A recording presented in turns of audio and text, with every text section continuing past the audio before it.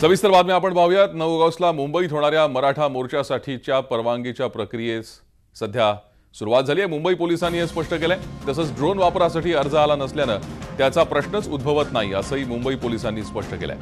Mumbai police आणि वाहतूक police Maratha मोर्चासाठी मोठा बंदोबस्त तैनात करणार आहेत। पण पाहतोय ड्रोनसाठी अर्ज चाललेला आहे, त्यामुळे त्याचा प्रश्नच उद्भवत नसल्याचं मुंबई पोलिसांकडून स्पष्ट करण्यात आलंय। मुंबई पोलिसांनी मात्र मोठा बंदोबस्त ठेवण्याची तयारी केली आहे।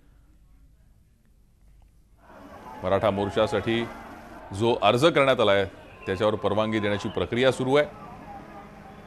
मुंबई पोलिसांच्या प्रवक्त्या रश्मी करंदीकर यांच्याशी बातचीत केली आमचे प्रतिनिधी अजित मांढरे यांनी। 9 ऑगस्ट रोजी मुंबईत होणाऱ्या मराठा मोर्चाकरता परवानगी, ड्रोनची परवानगी, त्याच पद्धतीनं इतर पोलीस बंदोबस्त कसा आहे या विषयावर बोलण्याकरता आपल्यासोबत मुंबई पोलीस प्रवक्त्या डीसीपी रश्मी करंदीकर मॅडम आहेत।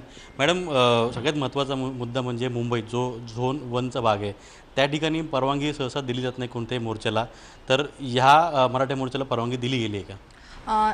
सद्यस्थितीत त्यांचा मोर्चासाठीचा जो अर्ज आहे तो प्राप्त झालेला आहे आणि डीसीपी झोनल लेवलवर तो अर्ज प्रोसेसमध्ये आहे। प्रत्येक मराठा मोर्चामध्ये ड्रोनद्वारे चित्रीकरण केलं जातं। मुंबईत ड्रोन वापरण्यावर बंदी आहे।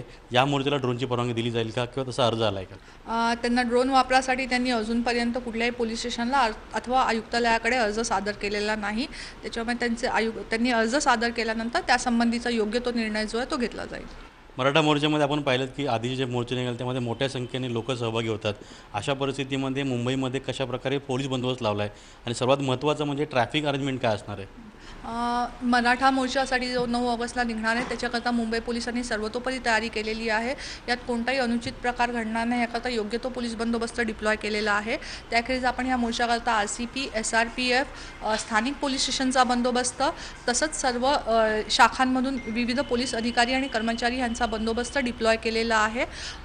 याकरता वाहतुकीचं नियमन करण्याकरता अधिसूचनाही निर्गमित झालेली आहे। मुंबईतले जे झोन 1, 2 आणि 3 आहे या तिन्ही झोनमध्ये हायकोर्टाच्या गाईडलाईन्सनुसार या ठिकाणी मोठ्या प्रमाणात मोर्चे काढण्याकरता किंवा आंदोलन करण्याकरता परवानगी नाकारली जाते।